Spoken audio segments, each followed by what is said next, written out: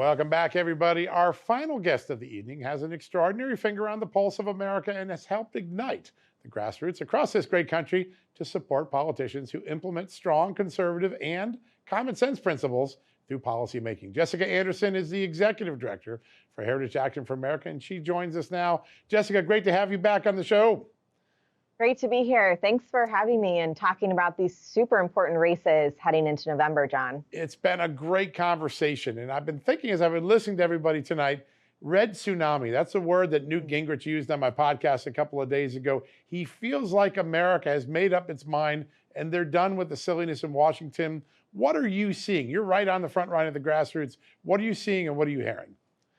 American voters are completely done with the direction that this country has been going. This is going to be a huge turnaround election because of the issues that matter most. Look at inflation, look at the lack of jobs, the prices of gas, the parental rights movement, trying to take back control of their kids' schools. Look at all the concerns around crime and the desire and the deep, deep need to return safety and security to our neighbors. Look at the border, it's wide open, people are fed up. People are looking around, they know the issues are going to matter, and they're going to vote their values, they're going to vote their issues come November 8th, I believe in a major, major way where we're going to see a red tsunami, not only in the House, but I think we've got some massive pickup opportunities in the Senate that are going to make that night a great night for conservative public policies going forward, John. You know, it's been interesting. I watched a lot of elections in my career. One of the most extraordinary things that you see at this moment, this is an election where conservatives have put forth a lot of specific policy examples. This is a very substantive agenda that Republicans are talking about. It all began, if I remember correctly, when you and Senator Scott were together at the Roadmap to Rescue America event back in March. You guys came up with 7 policy priorities. Can you remind everybody, because I think they're really at the foundation of what this election is now turning on?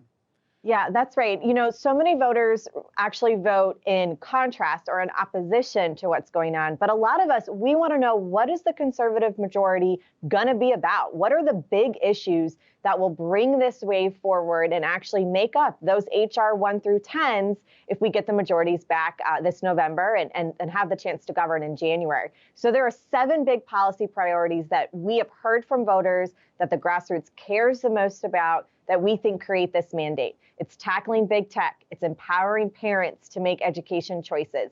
It's securing the border and stopping illegal immigration. It's making a China-resistant American economy.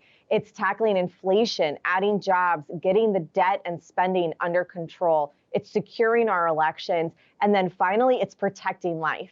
If we can do these 7 things, if elected officials can deliver on these 7 things, we will turn this country around in a way that we could only dream of over the last 30 years. So I'm excited, John. I'm hopeful. People are already getting out to the polls on these 7 big issues. And I think we're going to see them vote on each of these things in a major way to turn this country around. Yeah, and it's so interesting. These 7 pillars then become 150 policy agenda items when you get to the commitment with America. I know you were waiting a long time for that to come out. You, Heritage and Heritage Action played a role in getting the ideas there. 7 pillars, 150 policy ideas. Americans have a lot to digest. They know what Republicans are promising to do if they get in power, don't they? Yeah, that's exactly right, John, because we need to be clear about what we as Americans are expecting of our elected officials. And then these elected officials need to go and actually, with a mandate from voters, govern on these issues. And by the way, the GOP, the Republican Party, is not the same Republican Party it was 10 years ago. Look at the Hispanics that are coming and finding a home because of these important 7 issues, because of safety and security, the border, family, education, all of these issues. Look at a state like Nevada, where Adam Laxalt is running for the Senate. Nevada is a take-back opportunity for a state. I believe that Adam Laxalt can win, and he's doing it because the issues that he's talking about are resonating with the 40% of Hispanics that are in that state. So the party is changing. Elected officials need to change with it. They need to govern on an actual policy agenda that's not only winnable, but it's going to turn our lives around come January in the next few years. Yeah, the last time I saw a dynamic like this, I think it was 1994, really. 2 things are happening. Yeah. As the race draws closer, you're starting to see a lot of these races that are often 5, 10-point Democrat races. They're neck and neck. There's a California House seat that nobody thought was competitive. You look at Connecticut, the Senate race in Connecticut is suddenly tightened up. No one thought that was going to be in play. Democrats have missed an opportunity. And I want you to walk us through. Americans want to be talking about these issues, and Democrats seem to be way over here. That disconnect seems to be moving the polls, isn't it? I believe so. Democrats are completely out of touch with the needs and the concerns and frankly, the direction that Americans want to take this country. And it has taken a few weeks for this to settle in voters' minds. I look at Blake Masters, who's running in Arizona, for instance. 4 weeks ago, the GOP establishment wrote him off, said there was no way he could win. He's now within the margin of error. Voters are coming home. They're recognizing there is an alternative to this Democratic regime. There's an alternative that actually puts their families, their personal interests, their businesses first, above the needs of the special interests that so many times dominate Washington. So, John, I wouldn't write anything off. I think it's going to be a great night. I think not only will conservatives be able to pick up 2, maybe 3, maybe 4 brand new Senate seats, but we're going to hold those 4 critical seats as well. We're going to hold Pennsylvania. I hope we hold North Carolina, Wisconsin, Ohio. These are all the Senate hold seats that we need to get the job done and then turn around and go up to some of these critical pickups for the United States Senate majority. You know, one of the things that Heritage Action has been in the forefront of this for a long time, reminding people that China is not our friend. It is a competitor on the business and the front.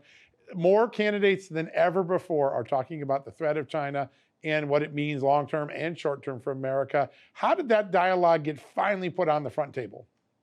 Well, thank goodness that voters have been smart enough to raise the alarm of the influence of China, the CCP, here, not only in American businesses, through the long arm and the policy guidelines of the ESG movement, but also in Washington, the role that the CCP has lobbying lawmakers for their advantage and interest as opposed to American interest. So it was actually voters, Sean, that brought this to the forefront of candidates' minds. And now you're seeing more and more candidates at the state level and the federal level that are making the commitment to have a China-resistant American economy. That means we have to look seriously about how we do our relations with China. It means we probably will pay more for goods that we've relied on cheaply from China over the years. I talk to Americans all across the country. They tell me they're willing to pay more if it means that the CCP is going to be detangled from our daily lives, from our schools, from our businesses. So I expect this to be a huge issue, certainly one that McCarthy has committed to tackling if he's given the gavel and the majority in January. I do think tackling China will be part of those HR 1 through 10s. And it's certainly going to be one of those top 5 things that are in the mind of conservative voters when they go to the polls on November 8th. One of the things I most appreciate about our partnership, Jessica, is all the things that HAFA brings to the forefront, issues and specifics. People didn't know about ESG 6-7 months ago. We worked on that, and election integrity, go through all the things. These substantive discussions make a big difference. I want to thank you for the partnership and for your time tonight. Thanks, John, for having me. Yeah. It's going to be a great night, November 8th. All right, folks, on that note, we're going to conclude yet another successful special report with great thanks to our sponsoring partner, Heritage Action for America. They make these incredible conversations possible. Remember, folks, you can get involved in the political process by making sure you're registered to vote today. And after doing so, be sure to visit Heritage Action's website at heritageaction.com. On their website, you will see how ESG policy, one of the liberal favorite policies right now, could hurt you as a consumer. Read their full 7 policy priority plan. Get involved and check your legislator's scorecard by utilizing one of my favorite functions, the scorecard at Heritage Action.